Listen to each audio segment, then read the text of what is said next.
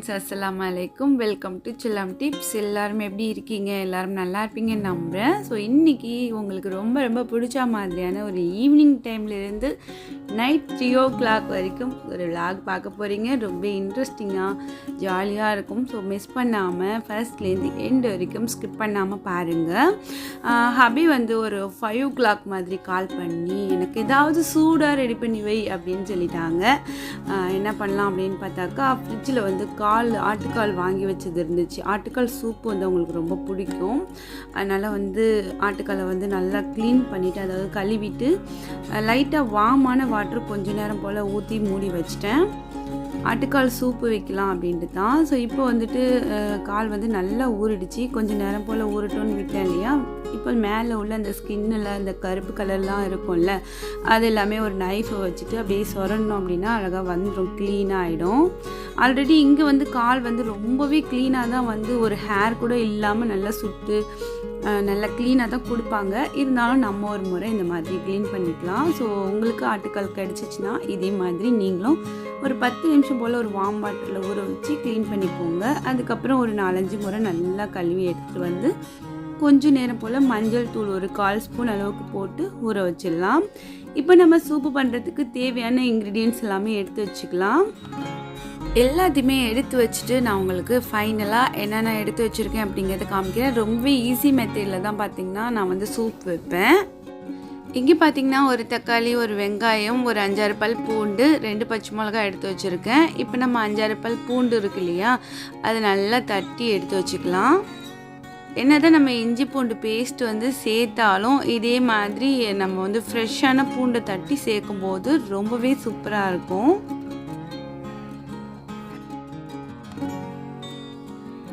அடுத்து வந்து இந்த இடிக்கல்லே வந்து நான் க்ளீன் பண்ணிவிட்டு இதில் வந்துட்டு ஒரு ஸ்பூன் அளவுக்கு மிளகு, ஒரு ஸ்பூன் அளவுக்கு ஜீரகம் சேர்த்துக்க போகிறேன்.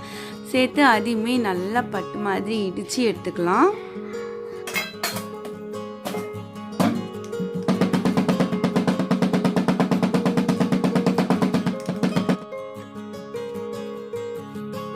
ஓகே, இப்போ வந்து ரெடி ஆகிடுச்சு. இது ஒரு சைடில் இருக்கட்டும். இப்போ வந்து நம்ம குக்கரில் வந்து ஒரு ஸ்பூன் அளவுக்கு ஆயில் மட்டும் விட்டுட்டு இதில் வெங்காயம், பச்சை மிளகா, தட்டி வச்சுருக்க பூண்டு எல்லாத்தையுமே சேர்த்துடலாம்.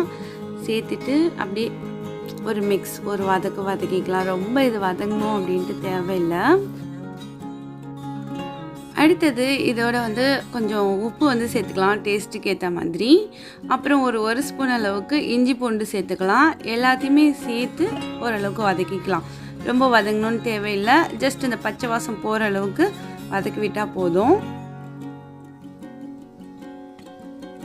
அடுத்து வந்து இதோட நம்ம ஒரு தக்காளி கட் பண்ணி வச்சுருந்தோம் இல்லையா, அதுவுமே சேர்த்து வதக்கி விட்டுக்குவோம். இப்போ நம்ம க்ளீன் பண்ணி வச்சுருக்க ஆட்டுக்கால் நம்ம மஞ்சள் தூள் போட்டு மிக்ஸ் பண்ணி வச்சுருந்தோம் இல்லையா, திரும்ப அதை ஒரு 4 முறை கழுவிருக்கேன் நான். கழுவுனதுக்கப்புறம் இதில் வந்து சேர்த்து அதையுமே சேர்த்து அப்படி அதோடு சேர்த்து வதக்கி விடலாம். அடுத்து நம்ம இடித்து வச்சுருக்கோம் இல்லையா, மிளகும் ஜீரகமும் அதையுமே சேர்த்து எல்லாத்தையும் இந்த மாதிரி ஓரளவுக்கு வதக்கிக்கலாம். ஒரு பிஞ்ச் வந்து மஞ்சள் தூள் சேர்த்துக்கிறேன். இப்போ இதில் வந்து இந்த ஆட்டுக்கால் எல்லாமே முங்குற அளவுக்கு தண்ணி ஊற்றி நம்ம வந்து விசில் விட வச்சிடலாம். எப்படியும் ஒரு 8 விசிலுக்கு மேலே தான் வந்து வைக்கிற மாதிரி இருக்கும். ஃப்ளேம் வந்து நீங்கள் சிம் ஃப்ளேமில் வச்சு விசில் விட்டீங்க அப்படின்னாக்கா ஆட்டுக்கால் வந்து சீக்கிரமே நல்லா கனிஞ்சி வெந்து உங்களுக்கு வந்து போன்லேருந்து அப்படி கலண்டி வர லெவலுக்கு வெந்து வரும். ஸோ அதனால் ஹை ஃப்ளேமில் வச்சு வேக வைக்காமல் சிம் ஃப்ளேமில் வச்சு வேக வைங்க.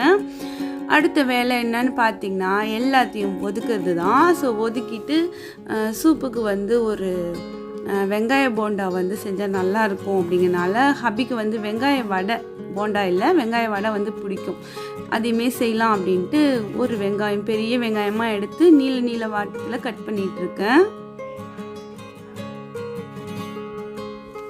அது கூட வந்து ஒரு 2 பச்சை மிளகா, கொஞ்சம் கருவேப்பிலை, கொஞ்சம் கொத்தமல்லி கட் பண்ணி வச்சுருக்கேன். இப்போ ஒரு மிக்சிங் பவுல் எடுத்துக்குவோம். மிக்சிங் பவுல் எடுத்துகிட்டு அதில் வந்து நம்ம கட் பண்ணி வச்சுருக்க வெங்காயத்தை எல்லாத்தையுமே அப்படி உதிர்த்து சேர்த்துக்கலாம்.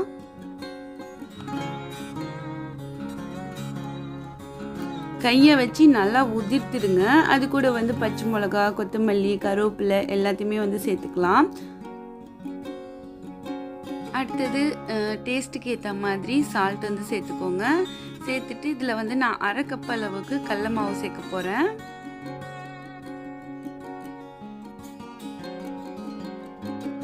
அடுத்து 1 ஸ்பூன் அளவுக்கு மைதா மாவு சேர்த்துக்கோங்க. அடுத்து இன்னும் 1 ஸ்பூன் வந்து பச்சரிசி மாவு இருக்கு இல்லையா, அது சேர்த்துக்கலாம். இது கூட வந்து 1/2 ஸ்பூன் வந்து இஞ்சி பூண்டு பேஸ்ட் வந்து சேர்த்துக்கோங்க. சேர்த்துட்டு இதோட வந்து ஒரு பிஞ்ச் வந்து நம்ம வந்து பெருங்காயத்தூள் சேர்த்துக்கலாம்.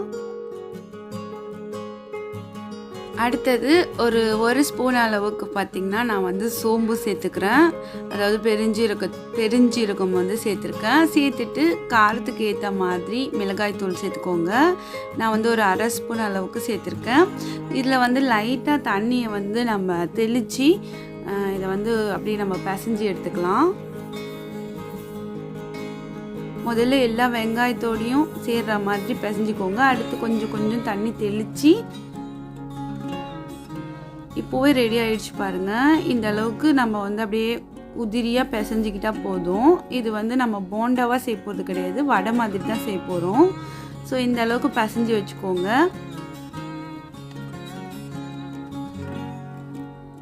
இங்கே வந்து ஒரு பேன் வச்சுருக்கேன். இதில் வந்துட்டு ஒரு ஆயில் வந்து பொரிச்சு எடுக்கிற அளவுக்கு வந்து ஆயில் வந்து ஊற்றிருக்கேன். ஆயில் வந்து ஹீட் ஆகிடுச்சு அப்படின்னு பார்த்துட்டு நம்ம வந்து வடையெல்லாம் இதில் போட்டு எடுக்கலாம். அந்த சைடு வந்து குக்கர் வந்து விசில் வந்துகிட்டே இருக்குது. ஸோ பொறுமையாக வரட்டும், அதுக்குள்ளே நம்ம வந்து இதை ரெடி பண்ணிவிடுவோம். இன்னும் வந்து ஹபி வரல. ஸோ அவங்க வரத்துக்கு முன்னாடி செஞ்சு வச்சிட்டோம் அப்படின்னாக்கா அவங்க வரும்போது இப்படி ஒரு ஹாப்பியான ஃபேஸ் வந்து பார்க்கலாம். ஸோ அதுக்கு தான் வந்துட்டு ட்ரை பண்ணிகிட்ருக்கேன். ஒரு குட்டி மெசேஜ், எப்போதுமே வந்து நம்மளை வந்து இம்ப்ரெஸ் பண்ணும்போது நம்ம ரொம்ப ஹாப்பியாகவும் பார்த்தீங்களா, அதே மாதிரி நம்மளால் எந்தெந்த விஷயத்தில் சின்ன சின்ன விஷயத்தில் வந்து அவங்கள ஹாப்பி பண்ண முடியுமோ அதே மாதிரி நம்ம வந்து நம்மளால் முடிஞ்சது நம்ம சமைக்கிறது, வெரைட்டியாக செய்கிறது, அவங்களுக்கு பிடிச்சது செஞ்சு கொடுக்குறது, அந்த மாதிரி விஷயங்களில் வந்து இம்ப்ரெஸ் பண்ணோம் அப்படின்னாக்கா அவங்களுக்கு வந்து ரொம்ப டச்சிங்காக இருக்கும். இது நீங்கள் ட்ரை பண்ணி பாருங்கள். ஸோ இப்போ வந்து வடை வந்து ஒரு பேட்ச் வந்து ரெடி ஆகிடுச்சு. 2 சைடுமே இந்த மாதிரி நல்லா செவந்து வந்ததுக்கப்புறம் எடுத்துருங்க. நிறையவே உங்களுக்கு வந்து ஹாட் குலர் எப்படி இடம் பிடிக்கிறது அப்படிங்கிற சீக்ரெட்லாம் வந்து சொல்லிக்கிட்டே வரேன். ஒவ்வொரு வீடியோலையும் குட்டி குட்டியாக மெசேஜ் மாதிரி. நீங்கள் வந்து உங்கள் ஹஸ்பண்டோட ஹார்ட்டை வந்து கொள்ளடிக்க நினைக்கிறீங்க அப்படின்னா கண்டிப்பாக இந்த மாதிரி குட்டி குட்டி விஷயங்களை ட்ரை பண்ணுங்கள், சக்ஸஸ் கிடைக்கும். ஸோ இந்த சைடு வந்து நம்மளோட குக்கர் வந்து நல்ல விசில் விட்டு அடங்கிடுச்சு. ஒரு 10 விசில் மாதிரி இருக்கும். அடங்கினதுக்கப்புறம் நான் எனக்கு தேவையான அளவுக்கு தண்ணியும் ஊற்றிக்கிட்டேன். ஏன்னா நாங்கள் 4 மெம்பர்ஸ் இருக்கோம் இல்லையா, அதுக்கு தகுந்த மாதிரி. அப்புறம் சூப் வந்து கொஞ்சம் திக்கான கன்சிஸ்டன்சி இருந்தால் நல்லாயிருக்கும். அதனால் வந்து கொஞ்சமாக வந்து கார்ன்ஃப்ளோர் ஒரு ஸ்பூன் அளவுக்கு கார்ன்ஃப்ளோர் எடுத்து அதை வந்து ஒரு 1/4 கப் தண்ணியில் மிக்ஸ் பண்ணி அதையுமே இதோட சேர்த்துட்டேன். அப்போ குடிக்கிறதுக்கு கொஞ்சம் அந்த சூப்போட கன்சிஸ்டன்சி வரும், நம்ம ஹோட்டல் ஸ்டைலில் குடிக்கிற மாதிரி. ஃபைனலி ஒரு 2 கொதி வந்தோடனே கொத்தமல்லி தழையும் தூவி விட்டு அடுப்பும் ஆஃப் பண்ணியாச்சு. இந்த சைடு வடையும் ரெடியாக இருக்குது.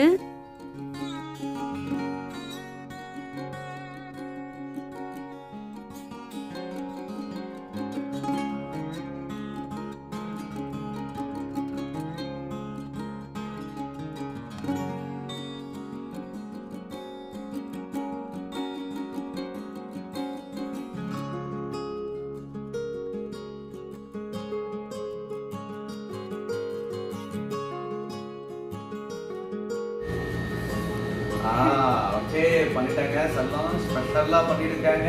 இதுல எது உங்களுக்கு ரொம்ப பிடிச்சது? எனக்கா? எனக்கு சூப்பும் ரொம்ப பிடிக்கும், இதுவும் ரொம்ப பிடிக்கும். வாய்க்கடா பிடிக்கும் உனக்கு? சரி, உன்னை ஏன் நீ ரொம்ப பயந்தா மாதிரி உட்காந்துருக்கன்னு சொல்றாங்க. நான் ஒன்னா கொடுமையா படுத்துறேன். அப்புறம் அவன் பிஹேவியரே வந்து கொஞ்சம் காமா இருப்பான். அவன் மாதிரி இருப்பான். ஆஃப் கேமரால பாத்தீங்கன்னா வாலு தான் இல்ல, அந்த வாலு முளைஞ்சிச்சுன்னா அப்படிதான் இருப்பான். நல்ல பையன் தான், நல்ல பையன் தான். ஆனா வந்து தம்பி சின்ன பையனா வாலா இருப்பான். அவனுக்கு டஃப் கொடுக்குற அளவுக்கு வாலா இருப்பான். ஓகே, எடுத்துக்கோங்க. எடுத்துக்குவான்.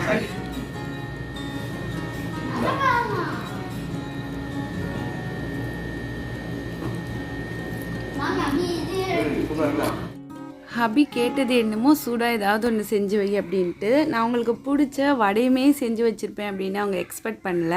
ஸோ அந்த ஒரு ஹாப்பினஸ் தான் வந்து நமக்கு வேணுங்கிற மாதிரி எனக்கு வந்து ரொம்பவே நிறைவாக இருந்துச்சு. ஹாப்பியாக வந்து அவங்க சாப்பிடும்போது. ஸோ நம்ம வந்துட்டு நிறைய செஞ்சு வேஸ்ட் பண்ணணும்னு அவசியம் இல்லை. நம்ம வீட்டுக்கு எவ்வளோ தேவையோ அந்த லெவல் செஞ்சோம் அப்படின்னா போதும். நம்மளும் வந்து எல்லா பொருட்களும் பார்த்திங்கன்னா காசு கொடுத்து தான் வாங்குகிறோம். அதுவுமே வந்துட்டு இந்த மாதிரி ஒரு கண்ட்ரியில் வந்து எல்லாமே வந்து 2 மடங்கு 3 மடங்கு ரேட் அதிகம். ஸோ அதனால் வந்து எவ்வளோ நமக்கு தேவையோ அந்த அளவுக்கு செஞ்சுக்கலாம். இல்லை ஒருத்தவங்களுக்கு கொடுக்க போகிறோம் அப்படின்னா அப்போங்க நம்ம கூட செஞ்சுக்கலாம்.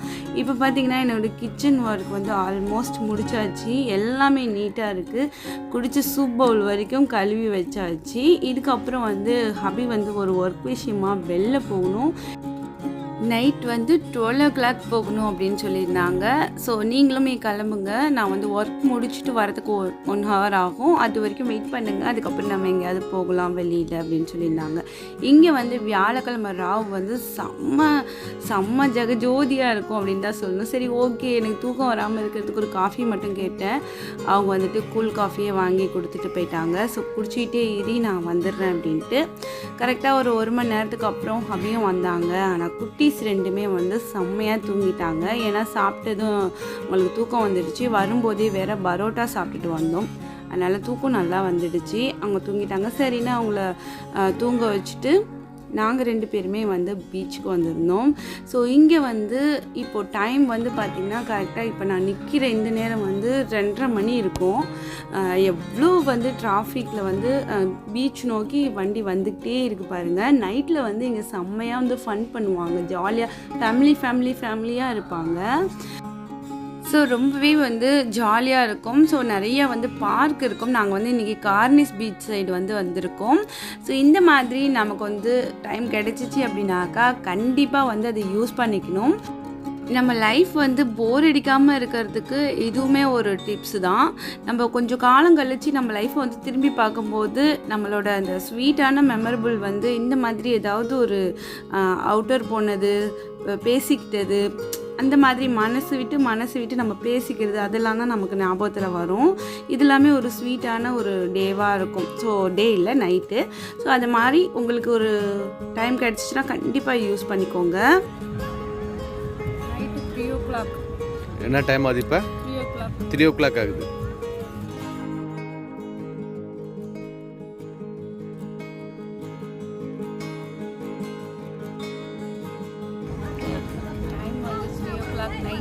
Night 3 o'clock. பசங்களாம் எங்கே தூங்கிக்கிட்டு இருக்காங்களா? நீங்களும் பாதுஷாவும் வண்டி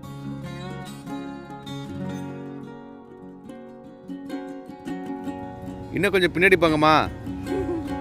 இதுதான் உங்களை அவ்வளோ. நீ கரெக்டாக அந்த குப்பத்தில் போடுறியான. சரி, என்ன பெட்டு? எத்தனை? 100 ரியால். நீ 100 ரியால் நீ போட்டுட்டேன்னா எனக்கு தர, போடலைன்னா 50 ரியால் எனக்கு தர. சரி அப்படியா? சரி ஓகே, ட்ரை. ஓகே பாருங்க மக்களே, நீங்கள் தான் வந்து சொல்லணும். 1 2 3. 100 ரியால் எனக்கு தரணும். அப்படியா? அப்படிலாம் ஒன்றும் கிடையாதா? அப்படியா? சரி ரைட். 100 ரியால் தானே, இந்தியாவுக்கு தரேன்.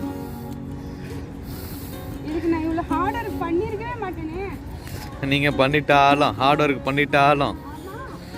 ஆமாம், நீங்கள் ஹார்ட் ஒர்க் பண்ணீங்க.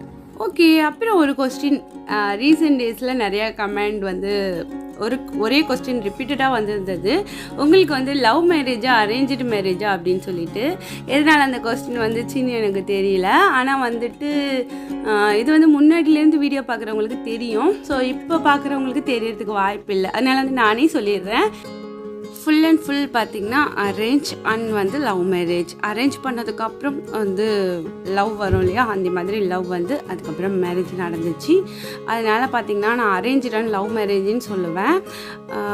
ஸோ வீடியோட எண்டுக்கு ஒரு வழியாக வந்தாச்சுன்னு நினைக்கிறேன். ஸோ இன்றைக்கி வந்து வீடியோ எப்படி இருந்துச்சுன்னு சொல்லுங்கள். அதில் நான் ஷேர் பண்ணியிருந்த அந்த குட்டியான மெசேஜ் வந்து கண்டிப்பாக வந்து யோசிச்சு பாருங்கள். ஸோ அதை பற்றின உங்களோட கருத்துக்களையும் மறக்காமல் வந்து கமெண்ட்ஸில் சொல்லுங்கள். அந்த மாதிரி குட்டி குட்டி மெசேஜ் உங்களுக்கு வந்து இந்த மாதிரி வீடியோஸில் போட்டால் உங்களுக்கு பிடிக்குமா அப்படிங்கிறத சொல்லுங்கள். ஸோ இதே மாதிரி ஒரு இன்ட்ரெஸ்டிங்கான vlogல உங்களை நான் திரும்ப சந்திக்கிறேன்.